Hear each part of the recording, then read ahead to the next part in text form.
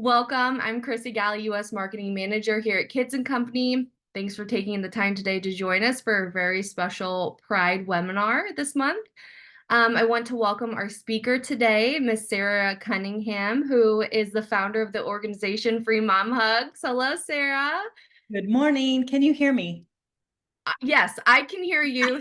Free Mom Hugs works to empower the world to celebrate the LGBTQIA plus community. They embrace people of all faiths, backgrounds, ethnicities, genders, and sexual orientations, and their main goal is to change the world by simply showing up. Today, we're going to talk about discussing diversity, acceptance, and inclusion with your children, and just create a supportive family environment to embrace diversity with pride.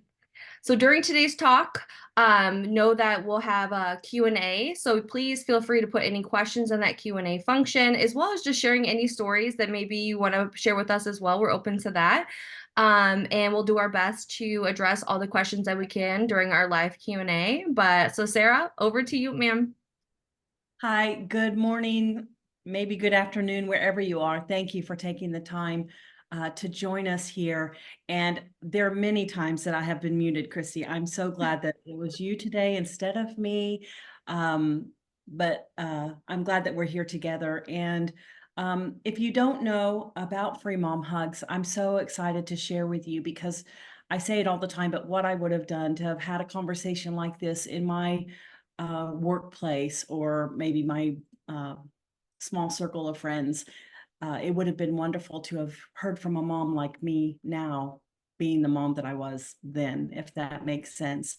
What I'm going to share with you today maybe needs to come with a disclaimer or maybe trigger warnings, and that is because it touches on sensitive subjects like just coming to terms with having a son that is gay, the journey that took us from the church to the Pride Parade, and there were pivotal moments within our family. And I'm very transparent with our story as a mother, as a woman of faith, as an ally, and now as a founder of a national nonprofit. What I will share with you today is simply my story of how I got through this journey of where we were and where we are today. And so I will never try to throw a faith under the bus or a political party under the bus. This is just my own experience. And the facts that I share today are simply facts or my own experience. So having said that, my name is Sarah Cunningham. I was born and raised in Oklahoma City, very conservatively evangelical. I met my husband young, and we have two beautiful children together, and we live in Oklahoma City, and I couldn't imagine living anywhere else. So, but my youngest son, Parker, is part of the reason why we're here today. And Parker shared at a very young age how he felt different than the other boys at school. He always gravitated towards the glittery things and the more feminine things. And through his adolescence, he would try to have conversations with me at the kitchen sink or after dinner walk about how he felt different, same-sex attraction. And I just did not allow a time or a space or even the vocabulary to have the conversation. I thought being gay was a phase. I thought that maybe something bad had to happen to Parker to make him gay, or that maybe I failed as a mother or a woman of faith because I had absorbed this idea that being gay is wrong, that something maybe was broken with my son that was in need of fixing. So I didn't know where to turn for resources. I thought I was the only mother with these crazy thoughts in my head. And because I didn't know anyone who was gay. My husband has relatives who are gay, and so he was a little more sympathetic, but we really I didn't go to school with gay kids that I knew of. I'm sure I did now at the time, but nobody was out. In our place of worship, there were no same-sex couples. We had no same-sex weddings there, and it was always spoke that it was an offense to my faith. So when Parker turned 21, he met someone, and he said, "Mom, I met someone and I need you to be okay about it." And I didn't take the news very well. I behaved badly. I shamed him with the very best of intentions. And I went into my closet. When Parker came out of his closet, I went into mine. And I needed to hear from people who shared my faith that it's all right to search this matter out, but I didn't know who to talk to until I met another mom. So in 2014, I was still kind of on that fence, coming to terms with Parker being gay and meeting his friends, seeing him live authentically, and seeing other people celebrate my son when I didn't know if I could or should because of my faith. And so when when Parker invited me and his dad to go to the Oklahoma City Pride Festival, I was still kind of on that fence, but I went, and it was my first real interaction intentionally with the gay community. And there was a pivotal moment at this Oklahoma City Pride Festival that would forever change me and the dynamic of our family and lead us to where we are today. I met a beautiful, spirit filled community that I fell in love with. And I started hearing their stories. And about the same time that I went to that Pride Festival, we'll go to the next slide. So I met a very dear friend you see in the picture here, Liz Dyer. Liz Dyer is a founder of the Real Mama Bears, and this is a private online Facebook group for moms with gay kids. And it's there that I heard from other moms with these crazy thoughts in their mind. It's where I found the faith-based resources that I needed, and I found that I wasn't alone. And I learned from other mothers what they were going through with their children. And I found resources like on the history of human sexuality and science and evidence that really helped me better understand my son, the community, and to really embrace and celebrate my son.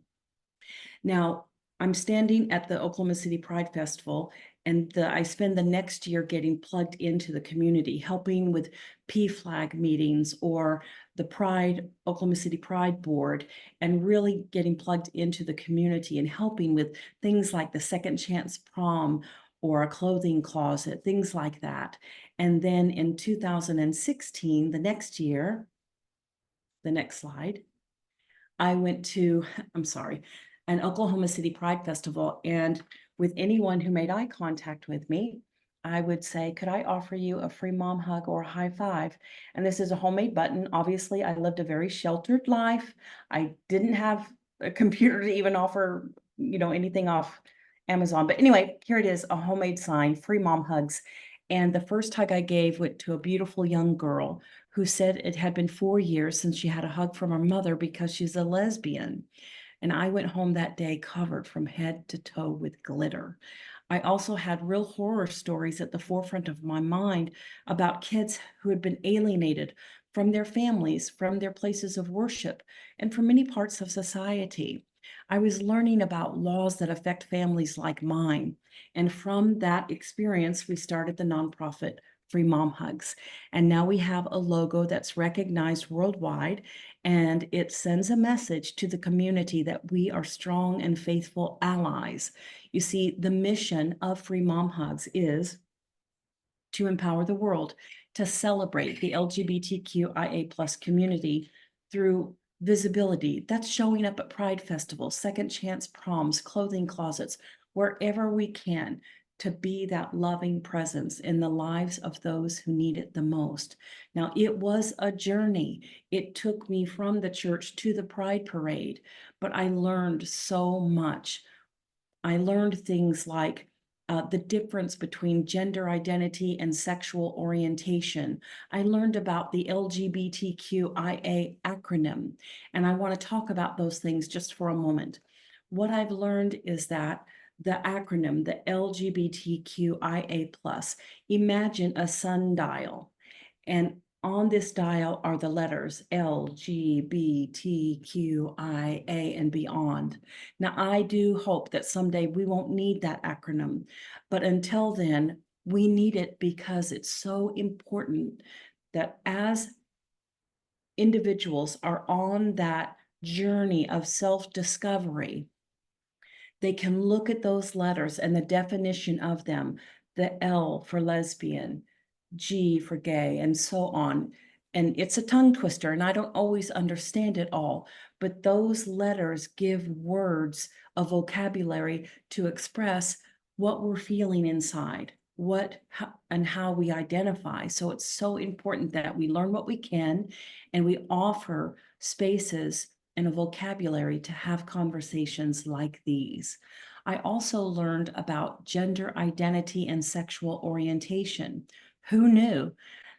Gender identity is, do you feel like a boy? Do you feel like a girl? Do you feel like both or neither one?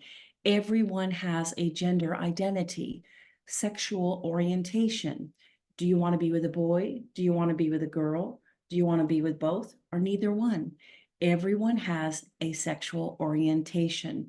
This opened up my mind and my understanding to the world of humanity, the essence of humanity and diversity, and a dynamic of what I believe is the essence of humanity. I still identify as a woman of faith. I experience my faith so much more than I thought possible. Not only was I growing in my understanding of what it means to have a gay child, but I was learning about laws that affect families like mine. In the United States, when I started this journey, there were 29 states that could discriminate against my son and your gay family and friends with housing, healthcare, even thrown out of a public space because of how they identify. Today, there's 30 states that it's legal to discriminate against those things. And so you might hear in the United States, we have a bill called the Equality Act, and we need that to pass so everyone has equality. Now, all of those things made me accountable because I was accountable to what I was learning. Um, I was also learning about couples who were falling in love. And that's something that I had to search out too, but I do consider same-sex marriage just as sacred and as holy as my own. Now, through that, meeting couples who were falling in love and getting engaged and getting married, and their families refusing to come to the wedding because they didn't agree with the relationship or even acknowledge the relationship, and it was devastating. So I started standing in, and we never want to replace a parent, but we do want to be that loving presence in the lives of those who need it the most. And we're always hopeful that the parents will come around. Stories matter. Stories change the way that my heart and my mind and my understanding of what it means to be gay. And one thing I've learned through the process of Free Mom Hugs is that even though we started as a very small unit here in Oklahoma City, as soon as people found out about Free Mom Hugs, they wanted to do what we were doing in Oklahoma where they are. And so now we have Free Mom Hugs chapters all across the country who are showing up at Pride festivals, helping with a clothing closet or second chance prom, whatever it is that we can do to be that loving presence in the lives of those who need it the most. And we had learned that the power of fear and ignorance is dangerous and deadly. But I know the power of love and education. And that's why I believe conversations like this, and in the workplace or in your place of worship or the book club or at the water cooler, we've got to do what we can as allies to make the world a kinder, safer, more loving place for my child and for your gay family and friends. At Free Mom Hugs, we believe in the power of love and education. That we had a Free Mom Hugs conference here in Oklahoma City last year, and we thought we might get 150 people to attend, but we had 400 people show up. And it was a big success because people are wanting to do something. And it was a time of keynote speakers, breakout sessions, a time of real learning and storytelling and fact finding, that it was empowering. It was life-giving. We also have a podcast you can listen to wherever you listen to podcasts, and it's called Free Mom Hugs Pride 365. We just had our very first season. You can download each season, And it's just a wellspring of storytelling and people sharing their stories and how their journeys shaped their lives. Now, Free Mom Hugs, you'll never hear the phrase that if your parents won't accept you, we're your mom now. Now go drink your water. That's not a belief of Free Mom Hugs. We never want to replace a parent. We're always hopeful that the parent will come around.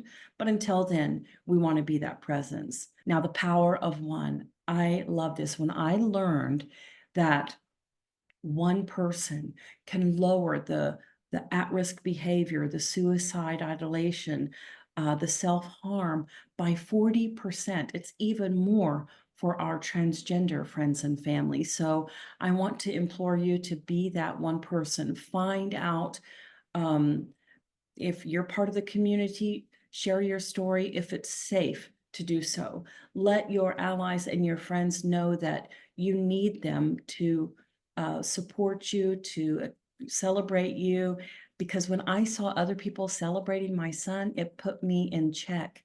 And um, if you have small children in the home, how you react to, say, same-sex couples holding hands, or a commercial with a same-sex couple, or just how you react to that is going to have a ripple effect on your family. And I don't know how many people are on this call, but I would bet some of you are either part of the community and you have a story, or perhaps you're an ally. And I just wanted you to encourage you to let people know the importance of that. But one person, the power of one, and that is you, whether you're part of the community or an ally. You matter. You're so important. Your story matters, and your allyship could save lives. And um, at Free Mom Hugs, sometimes our events will have just one or two moms, and that's okay. Others will have 30 or 40. But what I love about Free Mom Hugs is that our chapters look like someone's mom, and we consider mom to be an action verb. We welcome dads and siblings. We just came out with a free gunkle hugs, and I love that. Um, but the response has been well, because what I love about Free Mom Hugs is that it allows a space for people to show up and do something, and people want to do something when it comes to supporting their friends who are in the community. And precious people, if you have children in the home still, make your home a safe space.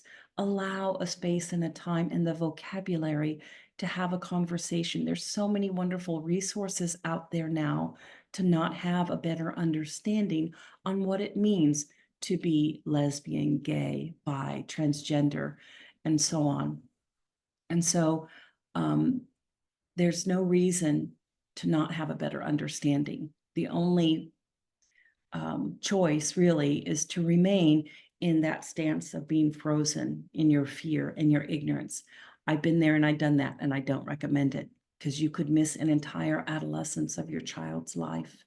And so I'm very transparent about our story, because I just want to save other parents from going through what we did. I made life pretty miserable for my son, but fortunately, we're still a family unit, and I've learned so much, and I couldn't imagine not serving the community in any other way. So I think there's one more slide. And again, it's our mission statement, which I love. We empower the world to celebrate the LGBTQIA plus community through visibility, education, and conversation. So I would encourage you to find a way where you're at to focus on those three things. How are you being visible? How are you either getting educated or educating? And how can you have a dialogue, either with your family, your extended family, your coworkers, in the workplace, or even your beautiful, precious children. And last thing is, when your children show you who they are, believe them, whether they're 7 or 77. They deserve everything good. And moms learn from other moms. So thank you for having me. I'm open to questions. There's nothing taboo. And you can go to freemomhugs.org. You can find the resources. Maybe if you or someone who's hearing the words for the first time, Mom, I'm gay, or you're looking for great merchandise to express your allyship when you can't use words. And you can support the mission of Free Mom Hugs or find a local chapter. I know you're in Canada. We have a Free Mom Hugs Canada group there. They're inspired by the national organization, um, but they're not necessarily affiliated to, but they're doing amazing things there. So just do what you can where you're at with who you're with. And that's the best thing. Thank you so much, Sarah, for just sharing your story and also giving like some great resources and stuff to parents everywhere. From a kids and company perspective, we're so happy to have you on. And one of our Kidco values is diversity and just respect and celebrating of differences. Maintaining a diverse and inclusive organization. We celebrate every child's unique background identity, and we embrace different internal perspectives when making decisions. So something really important to just, again, that we are diverse. Everyone is able to be themselves, and we are an ally to all. So thank you so much. Have some questions coming in. So thanks all. Again, please ask anything. We are here just to kind of open that conversation. So thank you so much for putting those questions in. So we do have a question that says, how do you have these conversations with your kids as they're growing up? We have a boy that's currently a toddler. As he grows, what do I say that doesn't confuse him? Or I think people have this a lot too, Sarah, is push them towards that orientation, right? I think there's always that kind of where do you draw the line? Um, it says we grow as he grows, we teach him to love others and treat others with respect, regardless of their diversity. In terms of sharing that, can they have different preferences and orientations? I'm unsure the little brains are so fragile. I worry I will program things into him that wouldn't be there without me opening that door. So, any advice that you can give? Because I feel a lot of, I think we do that a lot as parents is just, when do you introduce it? How do you introduce it? And what's the best time and way to do that? That's an excellent question, and I couldn't agree more. I think that the key is to when your child starts asking questions, start noticing differences, as we can either expose them to things in subtle ways that are not just glaring. But there's children's books to just so diversity in families, not just about the LGBTQ community, but different faith backgrounds, different people of color, different heritages, different traditions. It goes beyond the binary in this case. There's a way to teach about diversity that's not just about um, being gay or the LGBTQ plus community. You see, it goes beyond that. And if you can find a balance just to show the difference in communities, in people of color, in traditions, heritages, it opens a mind to just seeing the world around us rather than one aspect of it. I hope that answers your question, but there's some wonderful children's books that just talks about families that look different, families that have different traditions, and things like that will just introduce them to the diversity in the world, not just one community. I hope that answers your question. Yeah, no, I think that's great. I mean, I agree. Like as a parent, I think you introduce it as they question it, right? No differently than if they ask why the sky is blue or, and sometimes I don't know why the sky is blue. So sometimes I'm like, hey, let's go research it together. Or, and you make it so that way you open it up together in like a safe environment. But I think just being open to having those conversations is really where it starts. So thank you. No, I think that answers it. It's following their lead, letting them lead 100%. the way on discovery. Yeah, I feel like we do that in every other aspect of their lives, right? So why should this be any different? Just because it's you might learn something new. I've learned something new just speaking with you, Sarah, and doing my own research as a parent. So again, just being open and that helps them feel comfortable that they can come and ask those questions as well. What do you think it means to, how do you explain, like, what does being an ally mean? What does that mean? Being an ally for me means that you see a need, and if you have what will fulfill that need or can help that need, then you do that. If you don't, then you find someone who does. It's about learning about what the needs are and being accountable to helping another person, whether it's in this arena or another. You have, I do believe that we are each called or attracted to needs that we have gifts for.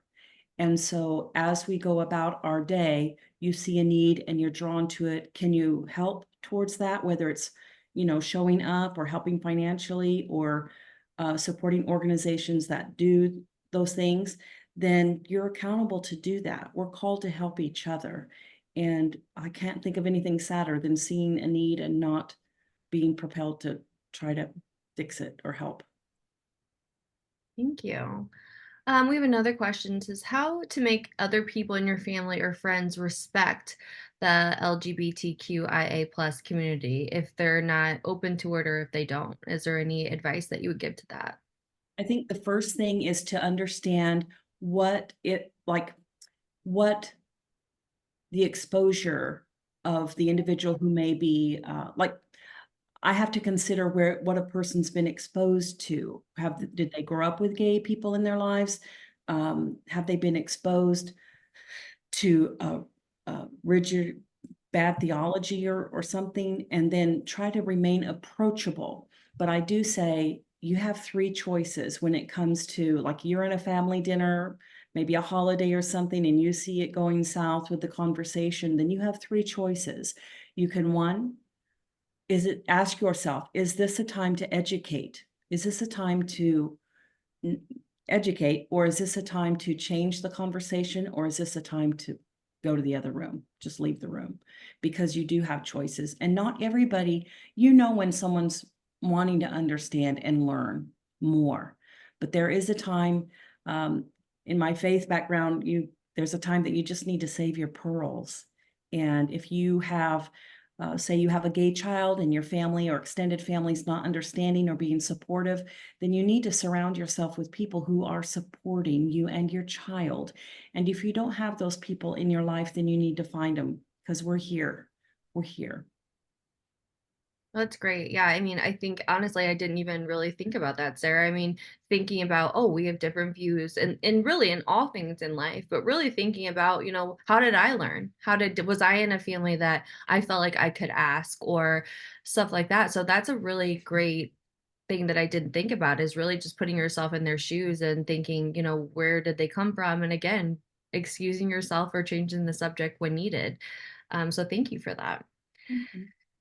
One other question, what are some age appropriate ways to introduce gender diversity in young age children? So let's say that they're not necessarily asking and maybe we want to introduce it to them. Like what is a safe age appropriate way to do that?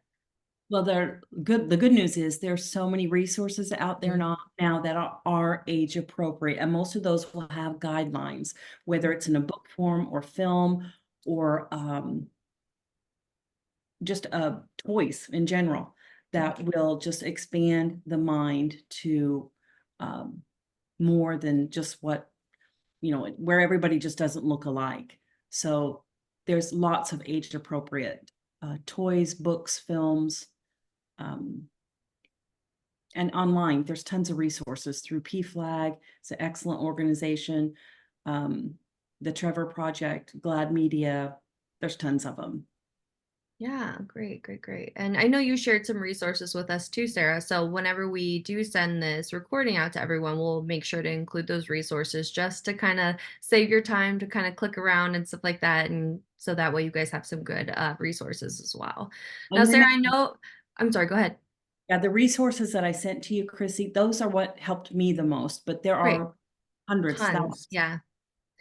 Sometimes it's just like, having those first resources and then it kind of spins off into that different conversation. So really finding what resonates with you, but having that good starting point. So thank you for supplying those resources to us. Now, this question, I'm sure you have tons of personal experiences where embracing that diversity and showing up for the LGBTQIA plus community made a significant positive impact. But is there one story that really sticks out to you that you've experienced that you would be willing to share with us? Yes, yes.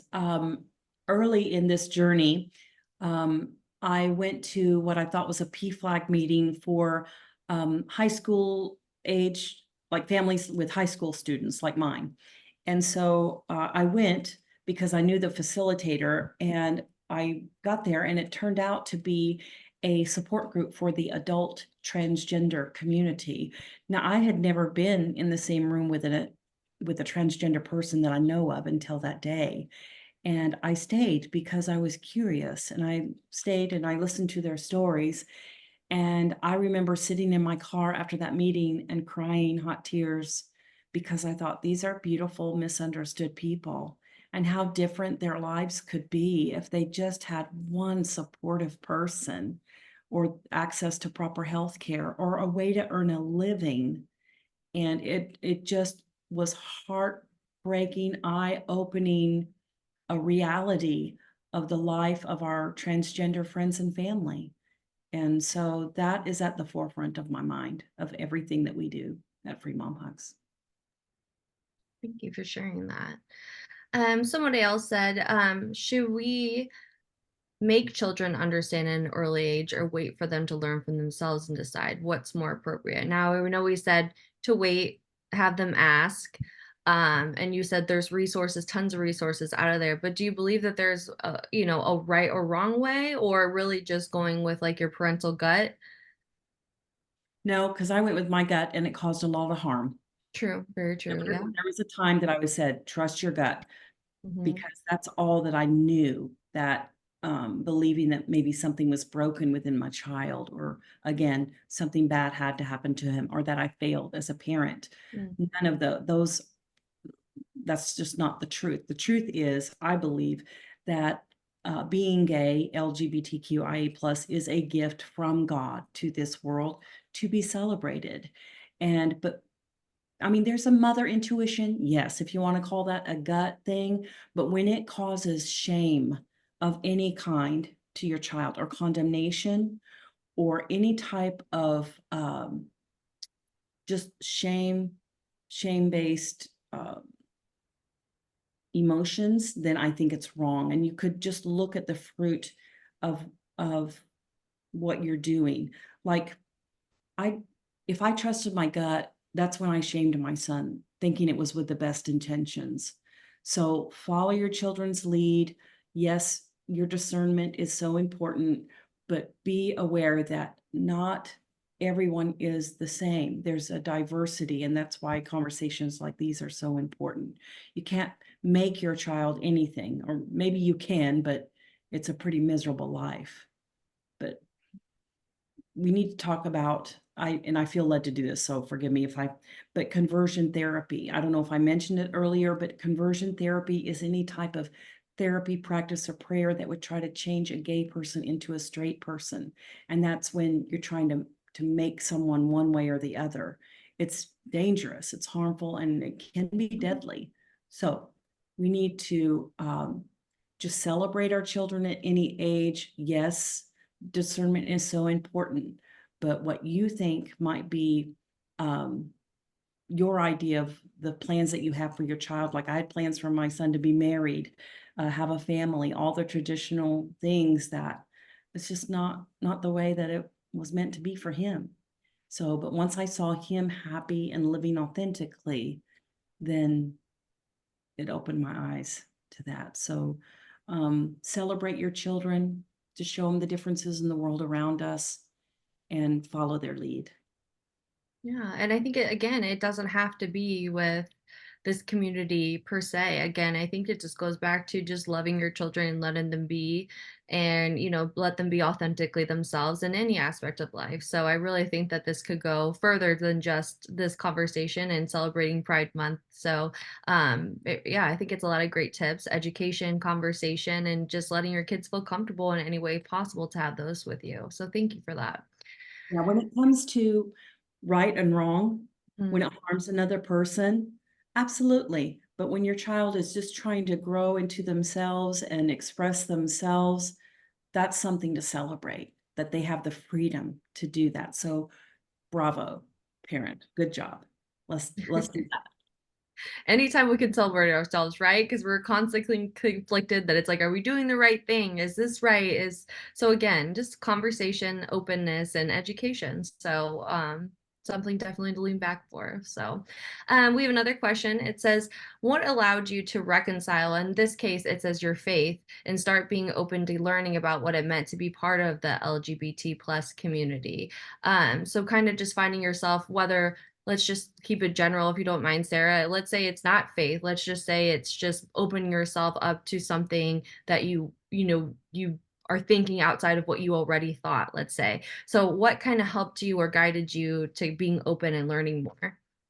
I think what really opened my eyes is that seeing my son happy, living authentically.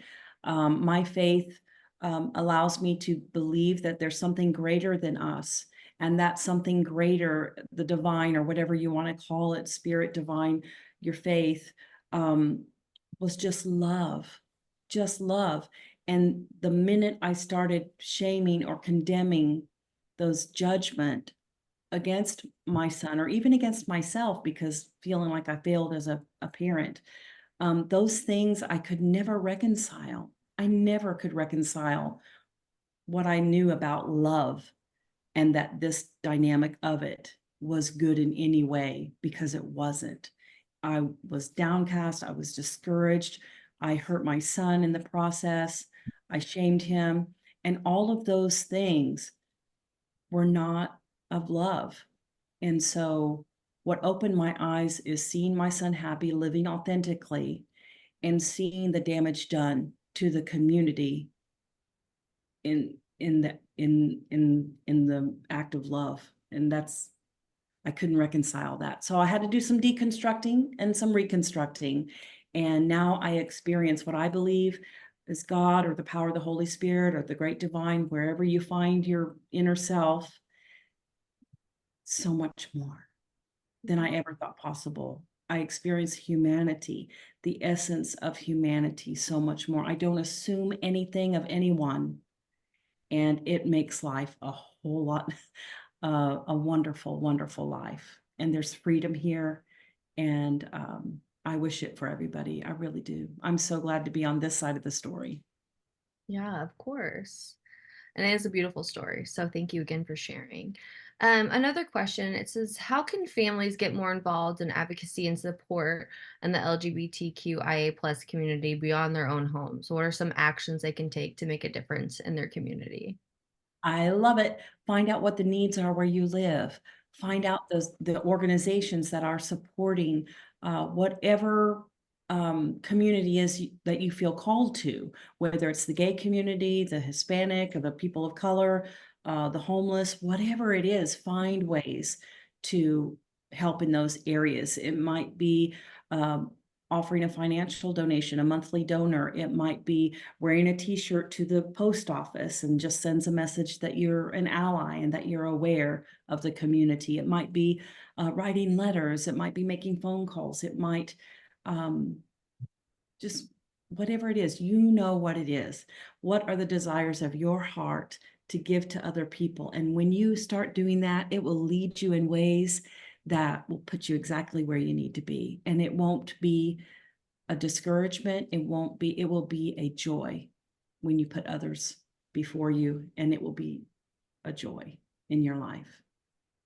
Yeah, absolutely. Just finding out again how you can give back and what way the most beneficial and most helpful that you can. I agree with that significantly.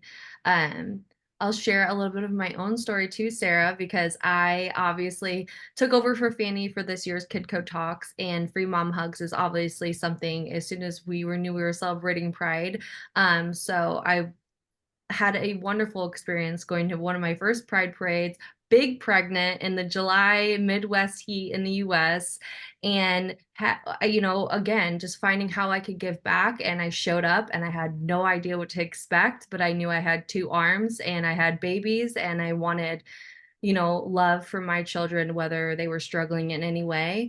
And like you said, I left completely full of glitter and paint and just so much love. So just thank you so much for what you do. Because it was such a loving experience. And, you know, um, yeah, I didn't know what to expect. And I think again, going back to that question of like, how can you give back? It's just finding it's like, oh, I can go there and fist bump or high five or hug people. And you really think it's such a small thing. But I mean, I had people crying in my arms saying thank you so much, and that just means everything. Again, I think goes back to beyond this specific community. It's just love and shit for diversity in general. So just wanted to share that because it was a really, really fun thing that I did. Big pregnant, so I was given double hugs that day. So No doubt, no doubt. That's wonderful. Thank you for sharing. In Free Mom Hugs, we call that first hug the spark. And yeah. that's been one acknowledgement to one person to another, whether it's in a hug or a high five or just acknowledging each other. And Mhm. that's the spark. And I think that's humanity at its finest. Yeah, agreed so much. Well, our questions have kind of slowed down. Is there anything else, Sarah, that you'd like to leave us with? Thank you so much for just all really just opening up the conversation, the education, the resources, the vulnerability of just sharing your own story. And we appreciate you so much. So is there anything else that on this final note? I do. I have a poem I'd like to leave you with. And it's a poem by David Gate, the poet. You can find him online. But he says, if God created the night and the day and the dawn, of course, the dusk and the tangerine rose pink sunset, the infant bright of morning and the deep amethyst twilight, then to perceive the world in binary is to forego the knowledge of the divine. Isn't that beautiful? That is beautiful. Thank you so much for sharing that. It's my And new favorite thing. yes, I love that. Love that. Thank you, everyone, for joining us today. Thanks for allowing us to celebrate diversity. One of the big things here at Kids and Company that we love to celebrate, one of our core values. And with that is also courage of just being able to speak up and just know that this is a safe place and we love all. And I think the message at the end of the day is just openness and love. So thank you so much, Sarah, for your time. We'd like to remind all participants that there will be a recording sent out following today's session, as well as a survey that'll be popping up when this talk ends. So if you wouldn't mind just taking a minute and giving us that feedback, we'd appreciate it. Thank you, everyone, for joining us today. And I look forward to seeing you all next month, July 24th, for our next Kidco talk. Thanks, Sarah. And happy Pride, everyone. Thanks for joining us today. Yay. Many mom hugs, mom hugs. Thank you. Bye-bye. Bye.